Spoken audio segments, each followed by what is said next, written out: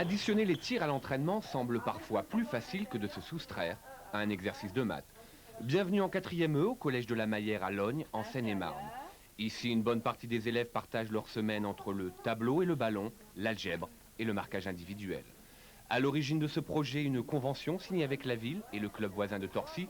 Objectif, former une vingtaine d'élèves au handball de haut niveau, du primaire jusqu'à la 3e. 6 heures d'entraînement chaque semaine pour Pierre, Golan, Richard et les filles. Ces enfants de la balle sont élevés à l'école de la sueur.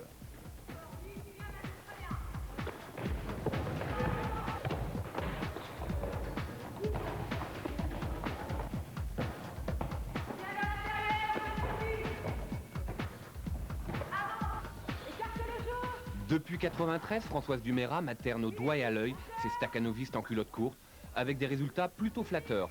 Ainsi, en 5 ans, 2 de ses anciens élèves ont déjà intégré la Nationale 1. Alors, du carnet de notes ou du palmarès, qu'est-ce qui est le plus important? Je crois que ce qui est important, c'est qu'ils soient bien dans leur peau, que ce soit au niveau scolaire ou que ce soit au niveau handballistique. Je crois qu'il faut vraiment qu'ils vivent le mieux possible. Alors l'objectif, bien sûr, est qu'ils aillent le plus loin possible, je dirais en handball, tout en poursuivant des études. Tony, 15 ans, joue seulement depuis 2 ans au hand. Sa première sélection en équipe de France, il la fêtera un peu avant son BEPC. Son agenda ressemble désormais à celui d'un homme d'affaires. Le matin, on a des cours jusqu'à midi et demi. L'après-midi, on a 2 heures de cours. Après, on enchaîne les 2 heures d'entraînement.